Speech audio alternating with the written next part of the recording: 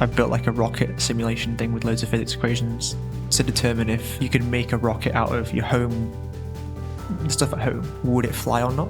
This wasn't for a degree. This was to answer a question. And I sort of said to myself, if this works and I build this rocket and it flies, I will study computer science. He didn't choose a career.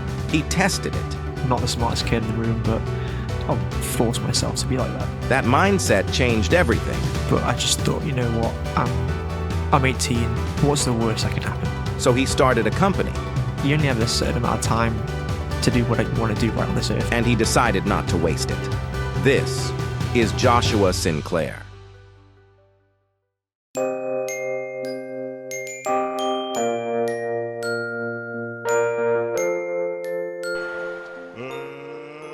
Hello humans, welcome to the M-Word podcast.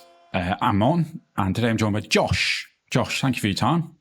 Thanks, Martin. Thanks for having me. Super looking forward to this conversation. Quick question, Josh or Joshua? Whatever floats your boat. All right, okay. All right, happy with both. So I'll have my background. I know you don't live here anymore, but perhaps for the listeners, just some context to you and your background to get us going. Yeah, absolutely. So born in the Isle of Man, half South African, half Indonesian. So don't know what I am. But grew up here when I was 4 years old, moved to Indonesia. When I was 8, moved back here. And then from 8 till 18, lived on the Isle of Man, went to university in the UK. Started off at Bangor University, didn't like that, moved to Liverpool.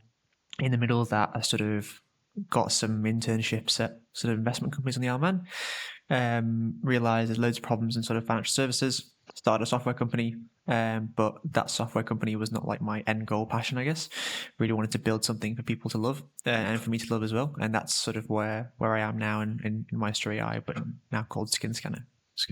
So the university, the computer science, was that you said Bangor? Was that something you went there to do as well? Or, yeah. So I wasn't supposed to do computer science. I was supposed to do law. A levels were like computer science. You walk into the wrong room, did you? Yeah, exactly.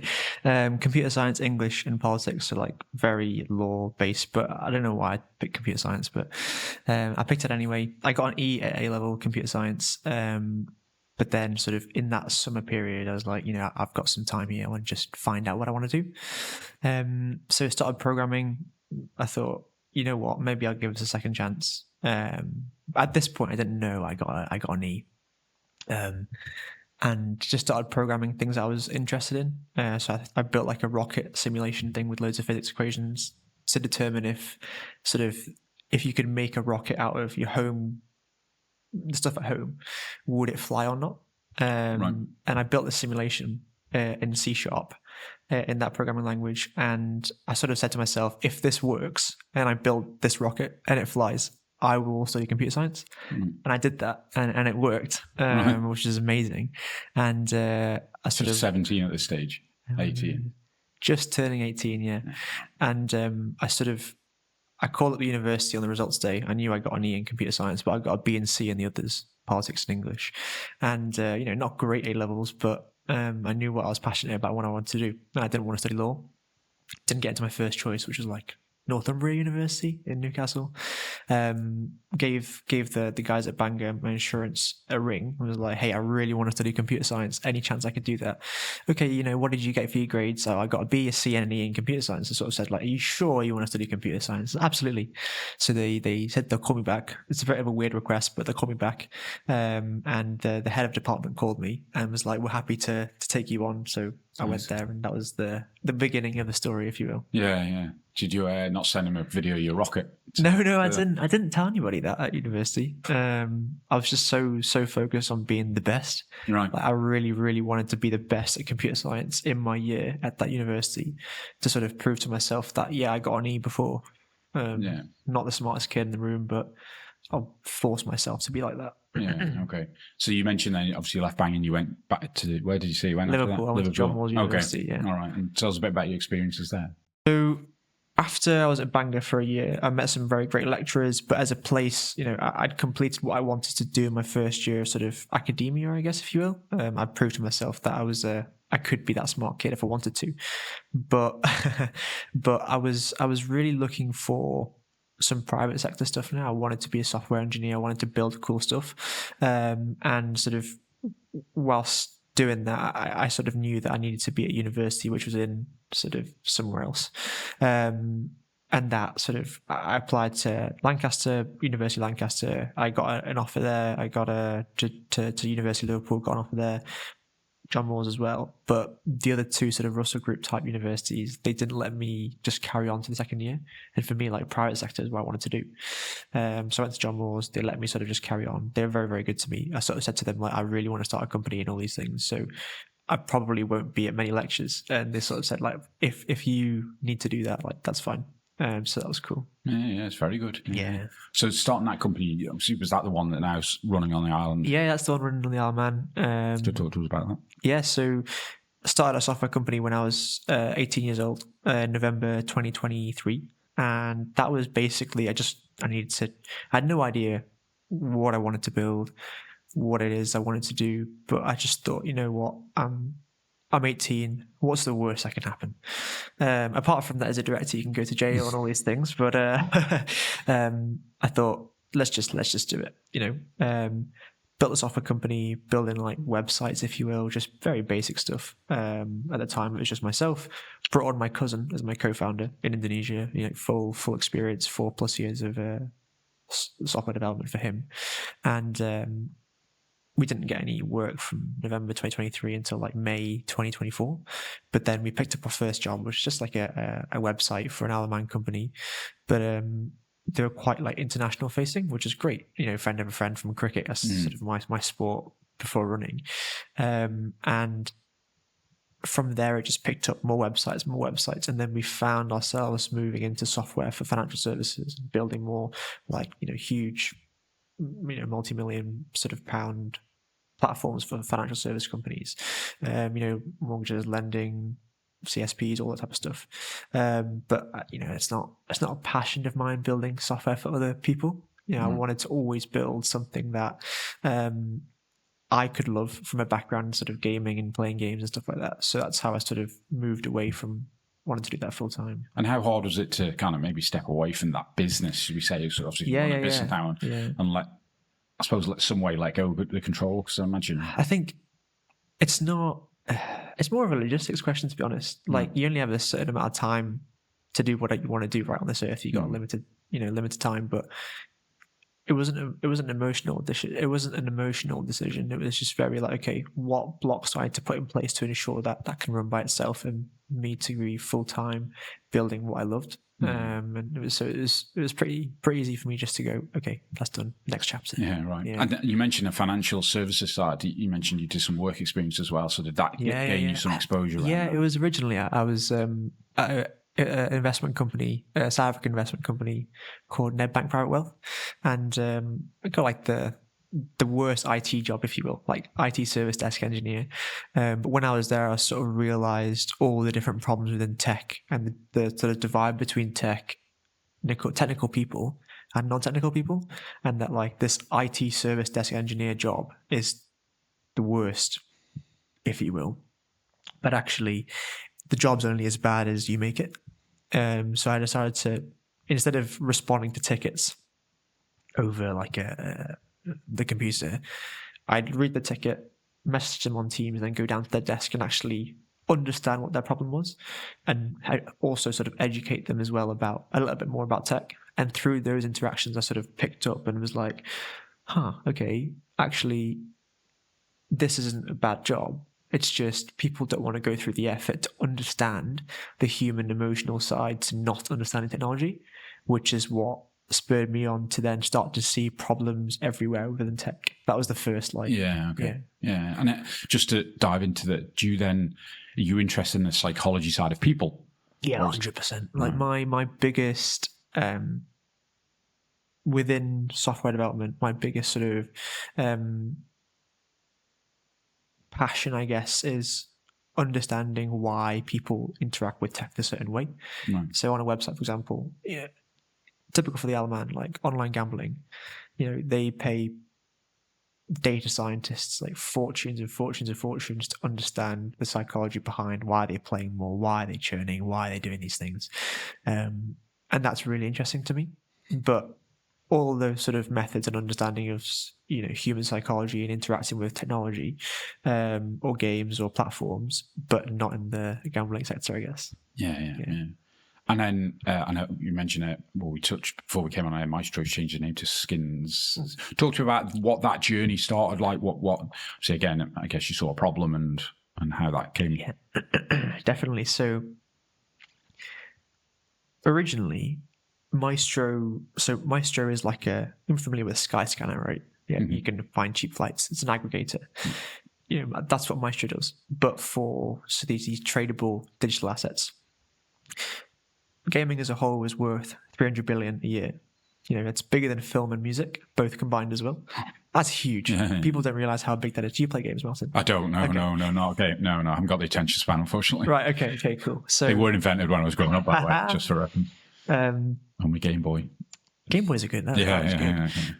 So you got this $300 billion market with $52 billion of that every year being this sort of emerging tradable digital assets. But these tradable digital assets are like sort of clothes that you and I wear in real life, but in a virtual world. Now, people love those things because it's an extension of their character. So as a gamer myself, I used to play Fortnite, especially in lockdown and COVID. I used to buy these items all the time because it was like, oh, I can't go outside, but that's an extension of me when I'm playing and I'm doing well. I want to look cool as well. It's a $52 billion industry. Yeah. $52 billion and still growing. I think it's set to hit like $67 billion next year. Huge. And sort of every game is starting to have their own extension of this because it's like, if you can look the same as you can in real life in this game, why wouldn't you? Because people will pay for that, right? Yeah. And sort of through that process, I was like, Counter-Strike, you would have heard of Counter-Strike before, right? A huge game. When I was playing Counter-Strike, when I was, again, would have been in sort of lockdown time, they just released this sort of economy where you could buy and sort of sell these, what they call skins. Yeah.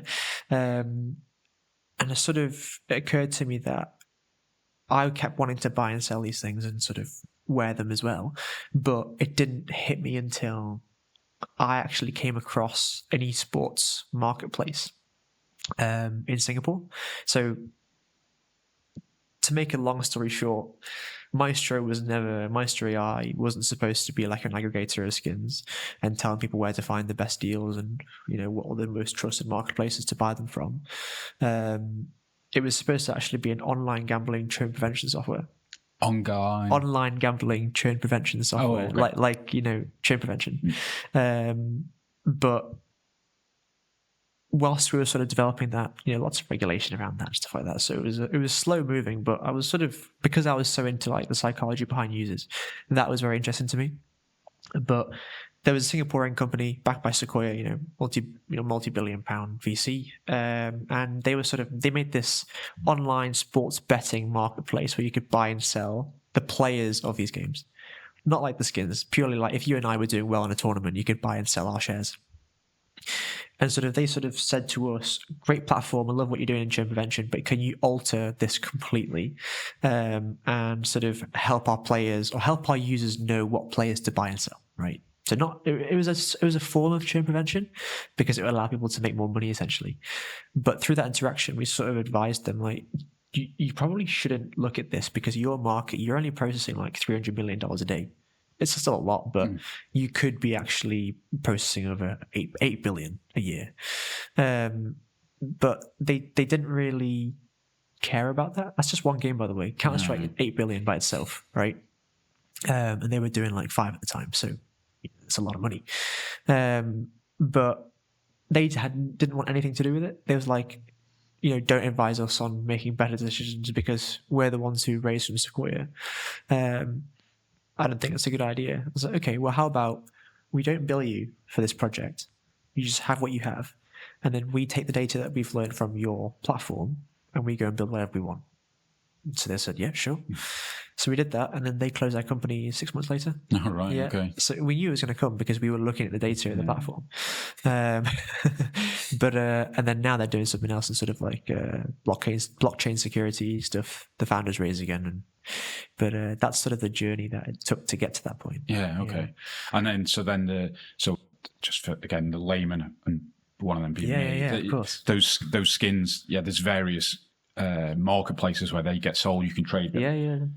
So in regard to like monetizing that for your site, is that like, I don't know how Skyscanner works. If that's the example, that do they get referral fees from? Yeah, it's basically BA way, like, or is it more advertising wise? You can do it in multiple different ways. You can do it off Which way do you do successful it? transactions. We do it based on like impressions. So we operate like a Google Ads, if you will. So we give you highly qualified people. You give us money for that. Oh, okay. Yeah. Right, So because when they come through our funnel, they search for a skin, but they browse it. Whereas previous aggregators, or like sort of search price comparison softwares in our industry, you have to know what you're looking for first. It's very like tailored towards the people who know Counter-Strike very well, as opposed to the 80%. So it's like, we're tailoring our software for people who are muggles, right? Who just want to just look cool.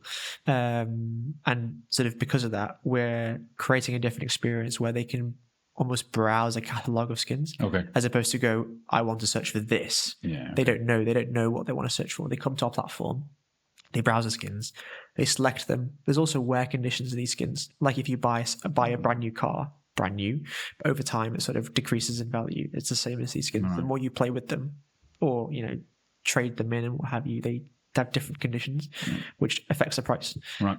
So it's a full economy. Yeah.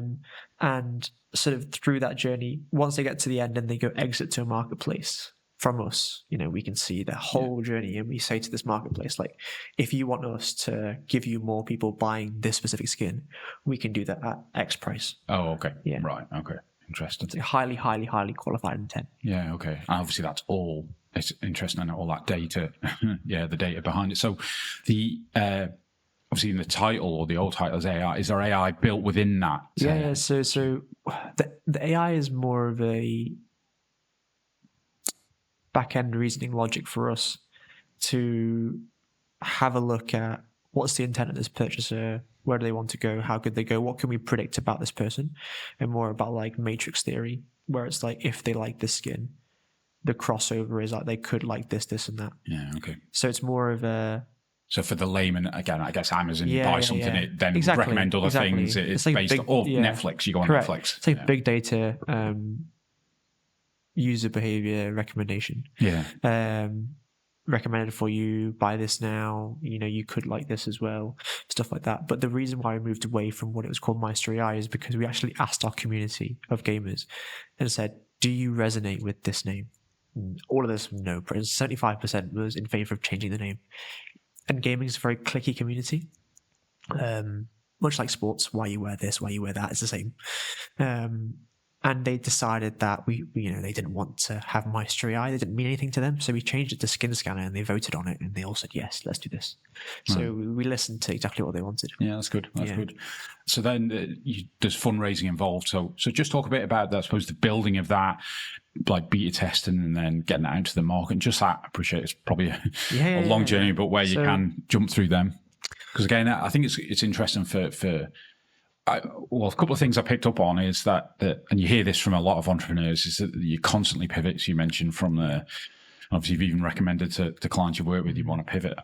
So never be set, I suppose, on the concept you're working on, that chances are what you think great today will look something very different in the future. I mean, before I answer that, or before I sort of give you the breakdown of what that was like, as someone who hasn't fundraised before, as someone who, I don't think you've started your own company before, right? So what do you think, how do you think that works from your point of view? Yeah, so I'd imagine proof of concept's fairly important to build something. Pitch decking and doing a lot of talk and a lot of pitching, and imagine negative feedback, and not negative as in, but constructive, let's call it constructive feedback, to then change and morph that idea as you move along. And that, I would imagine, it just lives and breathes over however long it is you're pitching. Yeah, so that's about right in the skeleton.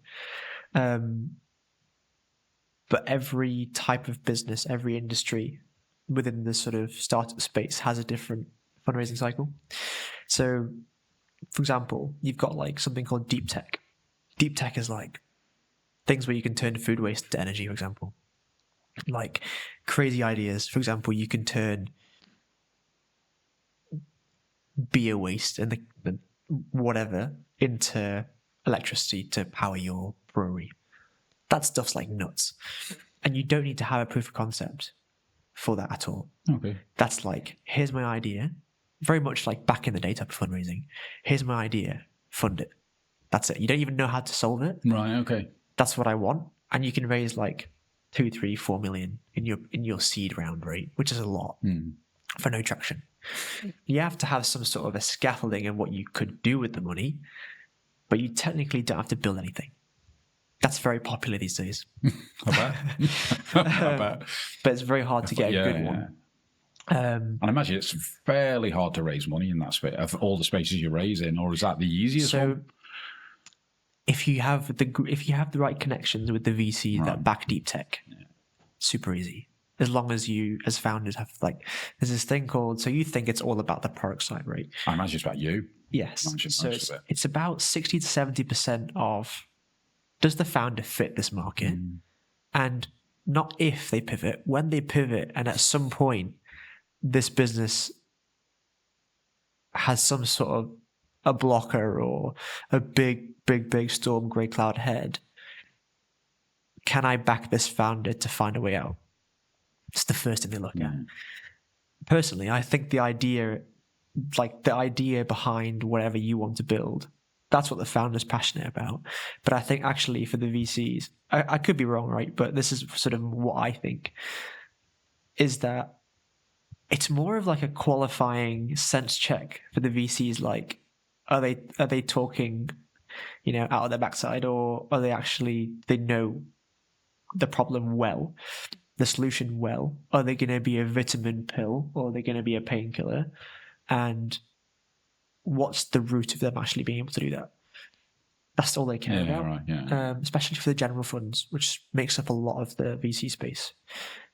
It's literally that. And then if a specific VC in that industry goes, yes, and they put their first check in, everybody else follows. Yeah, right, okay. Because they've qualified for that industry then. Yeah, okay. It's like they're not just going crazy, they've got something about them. Yeah, validates. Yeah. But before I carry on, is that something that you would have thought about, being outside of the industry? No, and I suppose it's certainly the people side. Yeah. Certainly isn't obviously an important part. Yeah. Just again, I speak to enough and interact, I suppose, through my years. Like doing business, full stop. You do business with people, don't you? So it's understanding the individual and using the words like pivot and things like that, but understanding, especially young entrepreneurs, because they're not all young, are they? No. That they have that skill set to be able to do that, because that, definitely. I imagine that's few and the reality is few, from my experience, few and far between. The faster you learn, the faster you understand that you need to fail fast and hard over and over and over and over again, like keep running into that wall until eventually you make a crack in it, and then you're able to make a hole in it, and then you can jump through it. Yeah. It's not for everyone. No, I'm really interested. So I went to a talk that we talked about Harvey before we came on air. I went to a talk Harvey did a while back, and he talks about all the rejections in his fundraising, and resilience generally is an interesting subject, not necessarily in fundraising space, but that ability to accept sort of knockback and, we'll call it knockback failure, but maybe it's criticism and character building. You frame it how you want. But again, something I wish I was a lot better at 20, 18, whatever, than it's taken me 30 years to figure that out. But you're right, it's not for everyone, because it's building that. And I don't know whether there's people around you as well, or your own upbringing and ability, and do you consider where that's come from? Or definitely big time. This is every exceptional founder that I've met or done work with or have like a good sort of relationship with, weird enough to say, is that the one thing that we all have in common is that we didn't have a normal upbringing or childhood, if you will. Each one of us has like our own demons in some way. So that, you're going to tell us yours? I was thinking about that. Yeah, I will. So when I was 4 years old, on Christmas Day, my parents decided to get divorced. Lovely parents, love them to bits. But when I was sort of 4, I got asked a question like, who do you want to live with? And I don't think they remember that, but it's very vivid for me.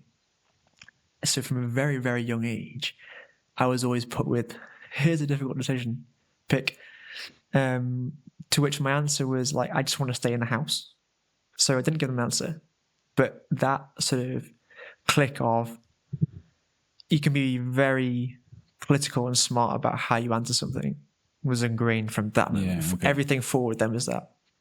And then I mentioned when I was 8, I moved back to the Isle of Man after moving to Indonesia. So after that event, a day later, 2 days later, I moved to Indonesia with my mum. But when I was 8, I turned to her mum, and this must have been very, very painful for her. I don't want to live in Indonesia anymore. Like, I don't want to live with you here. I just didn't like it. I didn't have the freedom, but I also realized I didn't have the freedom to be able to just go out on the street, play football. Indonesia's a third world country. It's much better now, but back then, you couldn't do that. It's like black market and stuff like that. You wouldn't dare, especially as a half Western folk. So I said, like, nope, I don't want to live here anymore. I moved back to the Isle of Man, lived with my dad, had a normal life. Sort of typical. So you think those hard events, we'll call them, that? Yeah, I'd say so. Because stuff like that make you don't want to, like, for me, family is very important. Family is very, very important. And like in the future, I would never want my kids to go through that ever.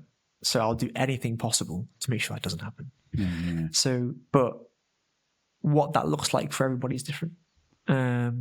So those definitely those hard events are. Yeah, and it's interesting, like conversation at 8 years old to. It must have been hard for your mum. I think you said that. Definitely. Very hard for your mother. I think for a lot of pain. Shut up, get back in your room. I think there was a lot of pain for her at that moment in time, which is why when she lives here now, which is why when I went to university, like, she wasn't really that upset. Because I feel like she had her time to be upset when I was like 8 years old. Yeah. Whereas my brother, my mum was very attached to my brother. Right. Like definitely a mummy's boy type of kid. He's 14 or something, 15. But he loves you saying that. Yeah. But yeah, he's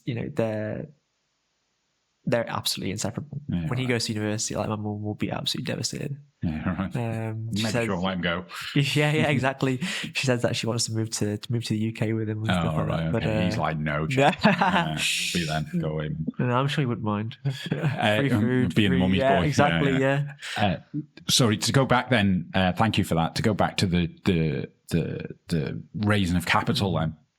Obviously, you're learning a lot of this, well, all of it on the fly ultimately as well. So just talk about that journey of like I said, you built this system, or you're building the system, and just that process of then getting some, because I understand you have some funding as well. So when you go through that sort of journey, I guess nobody tells you, what it looks like, how you're supposed to do it. For example, like if I was to sit here and say like ASA, AA, SCIS, like it means nothing to you, I'm going to presume, right? But in the UK, those are very, very important fundraising terms. I'll get onto them later, but essentially, like, absolutely correct. Like, you just learn them on the fly, you just pick them up. But fundraising itself is like a full-time job. Typically, people will say like, "Oh yeah, fundraising is a full-time job," and then until you feel it, until you're like knees deep in fundraising, only at that point do you realize, like, oh my god, this is taking so much time away from me programming. Mm-hmm. A lot of time. And it's mostly like you build something. Does it have sort of in this VC backed world, but also in every part of business, but specifically in this one, the sort of golden terminology is like product market fit. Does your product fit the market? And that's when you have like this hockey stick effect of growth. Now, you can fundraise let's say 100k, 200k, 300k, and still not have product market fit. But if you're starting to have indicators of product market fit and there's a clear way to get to there, that's when you sort of can become investable at the sort of pre-seed round. Pre-seed's like $1 million, and well, pre-seed's like 500k and below, really. What would an indicator look like?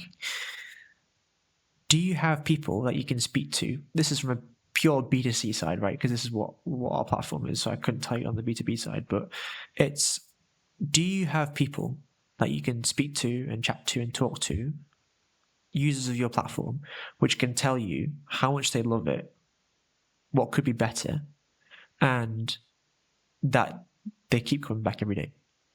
But there's only like 10, right?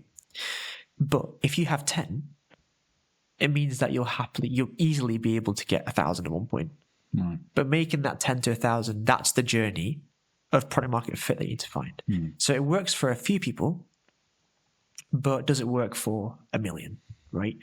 That hockey stick effect of growth is like clear indicator. That's PMF. Now you can do anything with that basically. But finding the scaffolding, doing all the experiments in between of like what works, what doesn't work, usually the thing that makes the least amount of sense works. So we've got a community of gamers. Do you know Discord? It's like a social media for gamers, right? Where they can talk, chat, and play games with each other. In gaming, this is a very, very important thing to get right. And Discord itself is like your heart of your community, because this is where everybody will find their own sort of personalities within your ecosystem. It's almost like you have to treat Discord as a business by itself, right? So you've got the platform, and then you've got Discord. For a while, we just thought, you know what, if we just have good quality on the platform, people will use it. No, that didn't happen. And then I mean, okay, well, what about our 10 people in our community? What if we try and find more of those people? And whilst we're still building the platform on the right-hand side, like, great, we're still building it, but we're building it based on what we think. That was a very, very, very crucial sort of point in our journey where we realized that that was wrong. If you build something as a founder, you drink your own Gatorade, you think, oh, I'm the best thing since sliced bread. And you're building and building and building because I would use this, but you don't ask the guys over here. No. That's the biggest disconnect you can have. If you don't do that and you don't ask those people every day, every couple of days, like, test this update, what do you think of this? How can you what do you think would be good? You'll never turn the 10 into 1 million. So we sort of shifted away from building what we think would work and just ask them, what do you want? It's as simple as that, which is why now, Maestro, our skin scanner, we trust the community with anything. So we asked them, like, what do you actually want? They just said, we use your platform to find the best deals. It's like, okay, what does that mean? Well, we go to your platform, we search for the skin we want to find, and we see where to buy it. At that time, we weren't a price comparison site. We were more like an analysis tool, more like a Bloomberg. But our users were just like casual gamers, right? Casual Counter-Strike players who just wanted to look cool. So it didn't really click with them. So we had like 10 features thinking, oh, we've delivered this whole thing, which is amazing, but they only use one thing out of 10. Okay. So it's like, oh, great. They spent like, 3 months or 2 months or whatever building something that people don't use. But when we asked them, like, what do you use? We were like, okay, let's just try something here. Let's take away all those 10 features and see if they use it more. Well, and behold, they do. So we're like, okay, well, what if we actually just got absolutely rid of everything, changed the whole like website, just to this 10 people, right? The community at the time, maybe 200 people. We asked like, okay, test this. Eventually we got down to a point where it was super simple. You go on it, you browse, you click, you exit. That's the only thing you do. The sort of average sort of event per user on the platform before they like find a marketplace is 6, which is like, 6 steps in any sort of given mobile application or website is not a lot. But it's sort of very clearly that people come to our platform, they click what they want to click, and then they go to where they want to go to buy the skin. It's a very, very clear user journey, and they like that, and they log in and they make sort of like watch lists and they put in the skins that they want. They love it, right? But they only love it because the first 10 people did. Yeah. So we built it for the 10 people, and then we asked the 10 people, how do we find more of you? And they said, well, make sort of tournaments where we can play more Counter-Strike. That's got nothing to do with the platform, by the way. Absolutely zero. So we're like, well, okay. So we made these tournaments that people could play more Counter-Strike. And sort of, instead of the community growing like 10 every day, it then moved to 20 to 30 to 40, whereas now it's like nearly 80 a day, nearly 100 a day, to be honest. And now we've got a community of like 1,600 members. It keeps growing and growing and growing, getting more and more and more. And how's organising the tournament driving traffic? So that was another thing. Like, we didn't know what is the actual connection between the tournaments and the platform. There is none. But we sort of took a punt and sort of said, why don't we just see what happens if we go from running 13 tournaments a week to 58, right? But have no like streams, nothing. Literally, they can just run by themselves in the background. It's on a bigger, like it's like on a big, it's like Eventbrite, but for this industry. And out of that single one change, out of many experiments, around like 48 experiments in November, to like to 2 things which work, which make no sense. If we run these tournaments, the community will grow. But what will the platform growth look like? Sure enough, those community members were finding out about our platform. Even though we weren't talking about it, it went from, 10 organic sort of session members per day to 20 to 30 to 40 to 50 to 60 to 100. And we're not even telling them about what to do, go to it, basically. This thing over here. Yeah, we weren't doing that. Yeah. This is the thing, like, it made no sense that it was working, but it does.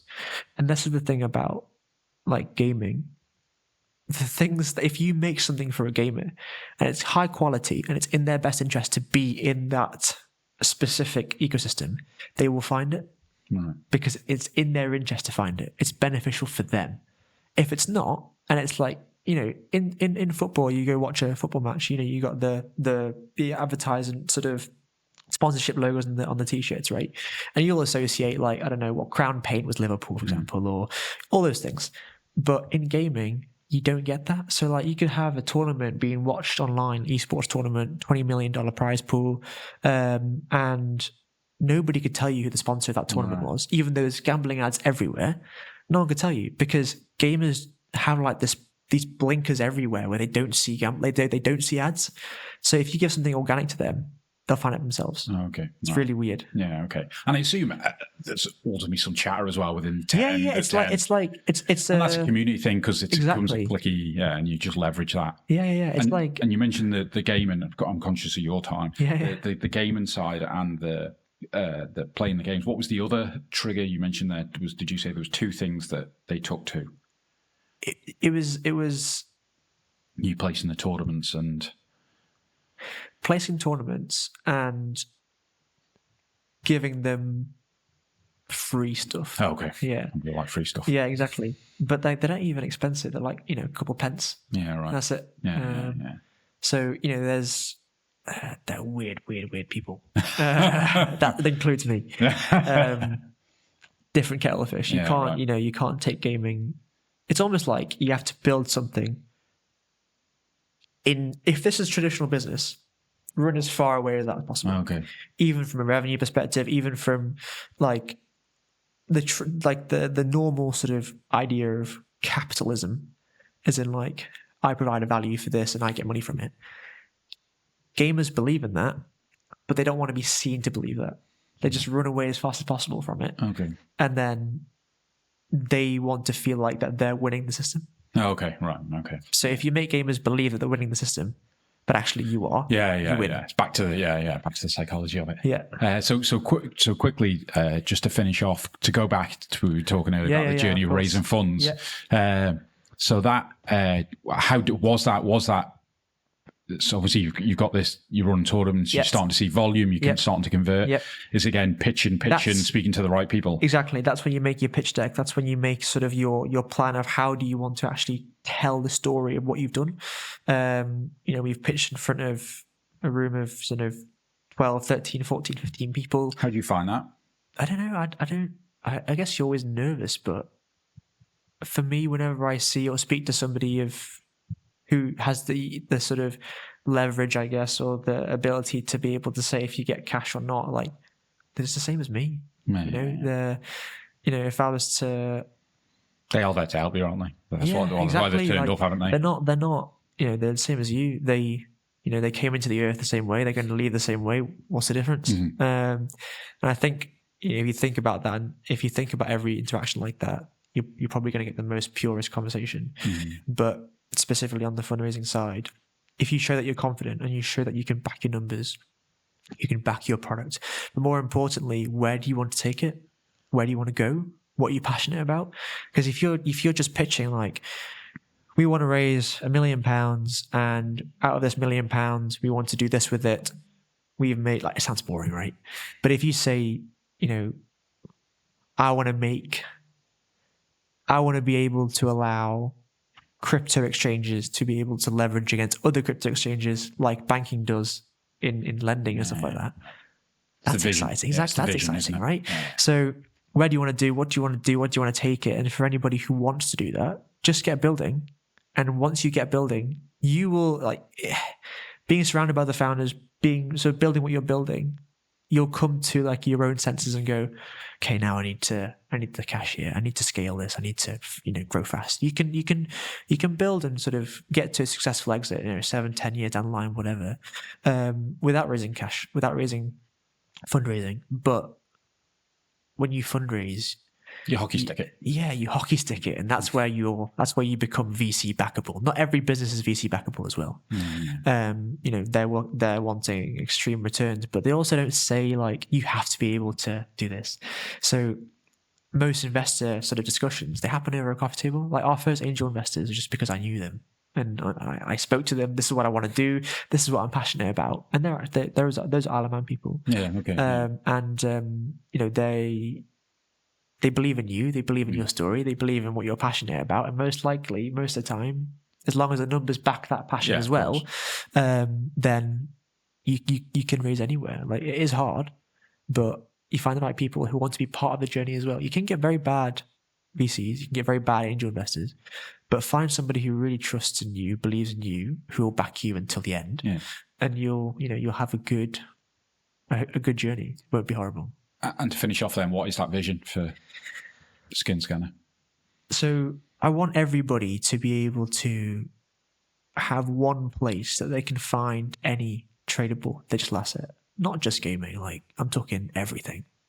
So you think about TradingView, for example. You must have heard TradingView before, right? You can see all your different stocks and stuff like that, but that's just for fiat and some crypto. I want everybody to be able to see every part of the market in whatever tradable digital assets sort of gives you. But on a long-term vision... So digital sky scanner. Yeah, digital sky scanner, but allow exchanges to be able to leverage against other exchanges. So when I say that sort of quickly, if you are, let's say, Coinbase, and I am Robinhood, typically I'm a fiat exchange, but you're definitely a crypto one.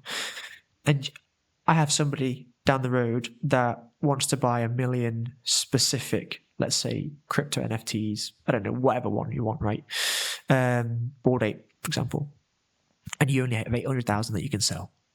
If you come to me and you buy 200,000 from me, I'm probably going to decline that trade because I know somebody out there wants to buy it, right? But if there's a layer in between, which not only just knows the market from a B2C side, that can see where everybody is trading and playing and everything, but also then allow for a more free market where there is a layer in between where they can't see who they're buying it from, but they know it's there and they know they can trust it. We want to be the layer. Yeah. Okay. So it's allowing for traditional banking operations to happen within blockchain. Yeah. That's what excites me. Right. Okay. Right? Because imagine JP Morgan and Chase can lend $1 billion to whatever bank they want, right? But in crypto, you don't really have that. No. And if you do, it's probably dodgy USDT somewhere in the world you don't know where it's been washed, right? Whereas if you have a trusted layer in between, I'm pro-regulation about this. because where there's regulation, there's also more investment and trust, right? But in the right ways. So I want to be the layer in between that allows people to know where everything's going on. So full transparency, but at the same time, layered transparency. It makes sense. I think that's, I mean, just to quickly devil, I think that's obviously the biggest challenge, isn't it, in that crypto space, is that regulation will bring validation or more validation for the man on the street, the woman on the street. It feels like, I've been watching it for 10 years now, it feels so slow. Because the people in it don't want the regulation, but the people who can see values that... exactly. What's your... You've asked me sort of what my vision is, I guess, but what's your vision? What do you want to do? I want to be excited. I think one of the things I'm looking at coming out of where I am at the moment is I probably know what I don't want to do. And I had a coach the last couple of years who's kind of helped me, I suppose, help me frame it. I mean, we talked about coaches and mentors before we came on. That's so important. That's so important. And it's for me now. You just have to. I have to work with people who excite me, stretch me, push me. See value in what I can bring to the table as well, and whatever that end goal is. And I say this to people I chat to. Me personally, if it involves sweeping the floor, but it's part of the biggest project and where it's going, I believe in it. And that's why I like the vision aspect we talk about, because something I've implemented in the business where I'm leaving is, and you see it anywhere in sport, anywhere when there's a culture and there's a vision and there's a goal at the end, it might, you don't really know how to get it. You talked earlier, you don't know how to get there. You talked about the deep tech, was it, where you don't really know what the end thing looks like, but you just know this is kind of, and in a couple of words, I don't know how I get there. I don't either, but we'll figure it out together. And it's working with those people to get to that end result, whatever that looks like. Whatever that looks like. And sort of the thing that, so you're trying to figure that out. The thing that I've been trying to figure out recently, maybe you can give some advice, is what actually is culture. So, like, as a founder, I know what my vision is. I know what I want to do. You, as a CEO, you know what you want to do, but how do you instill that? Like multiple, like Steve Jobs, Elon Musk, all those people, it's just you work for them until you literally pass out, right? And they're super successful. But is that the right way to do it? What does culture look like to you? Yeah, and I think it's a hard question. Yeah, it is, and it changes as in it'll change in different circumstances. So in a startup, culture, the reality is culture is 60-hour work weeks, long stress, high level, where culture in an established business. And nowadays, you go to an established financial business, it's mental health, really, obviously, and well-being super important. And it's that work-life balance mentality. That's a totally different culture from probably the culture you're in right now, which is trying to build tech, trying to raise funds, and doing 10 different jobs and not doing a lot of sleep. But that's just the culture. If you want a work-life balance, you ain't a founder, are you? That's the reality. So the culture will adapt. And I've been in businesses, and the business I'm exiting was a 40-man business when I started. It's 120, and the culture is different. You have to also come into a slightly bigger corporate culture, and some people don't like that. And then there's pushback from the team.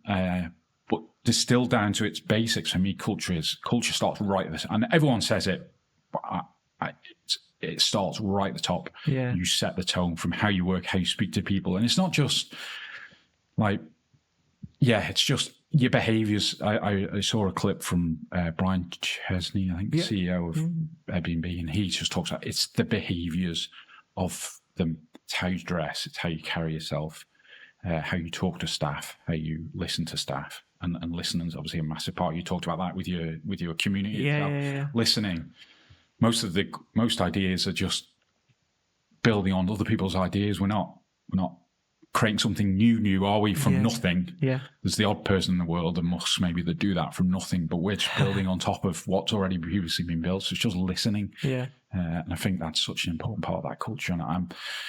And maybe just something, you touched on sport there earlier. I don't know whether you're a Liverpool fan. You mentioned Crown Paints, particularly very 80s reference.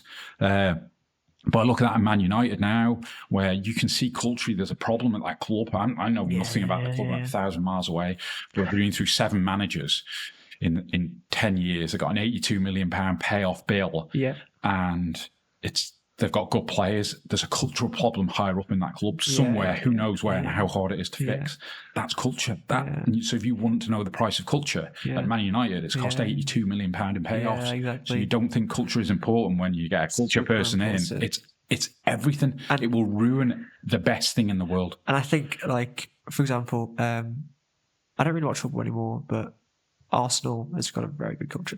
Like Mikel Arteta is really, really, really instilled a great culture. They don't have, the deep pockets like City and sort of United and everyone has, but they're there for everybody to score goals and not just like get it to Haaland and then score. Right? It's everybody can make the opportunities happen, and we need to sort of foster that. Everyone's got like 2 or 3 goals between the team, right? Like everywhere. So that it's really cool to see stuff like that. And taking that back to the founder step is like, as a founder, you are, running constantly, like fundraising, programming, development, commercial, everything, right? But how do you get your first, second, third, fourth employees, colleagues, like whatever you want to call them, team members, family? How do you get them to care about the same things you care about? Yeah, that's the part that. Yeah, and I think it's when you come down to that vision and breaking that vision down because as you're clearly one of those visionary people. Yeah. But I think 98% of people aren't, and it's being able to build that bridge between what you see and what they're then contributing towards that vision. So they're on that journey with you. So if you look at at a big organisation that everyone, no one's more important than anyone else in that structure. If you call it a triangle structure, no one's any more important. As long as everyone understands their important piece, and you look at the best cultures in the world. Again, we'll go back to the Liverpool Football Club where they took out the most senior person in the club, the manager arguably, and plugged it back in. Now, I think American football, they call them Jenga pieces. Do you move a Jenga piece out and the thing collapses?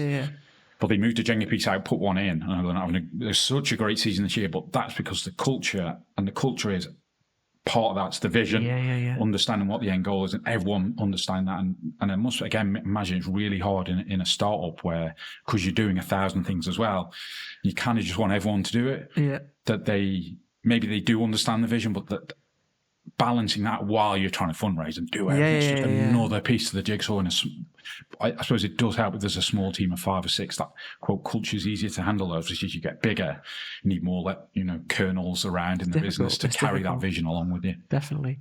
Yeah. That's a cool way to end, I think. Thank you. Thanks for your time. I appreciate it's getting very cold in here as well. So, Josh, thank you for your time. Thanks for your time, Martin, as well. It's been great speaking to you. Likewise. It's a word out from Martin.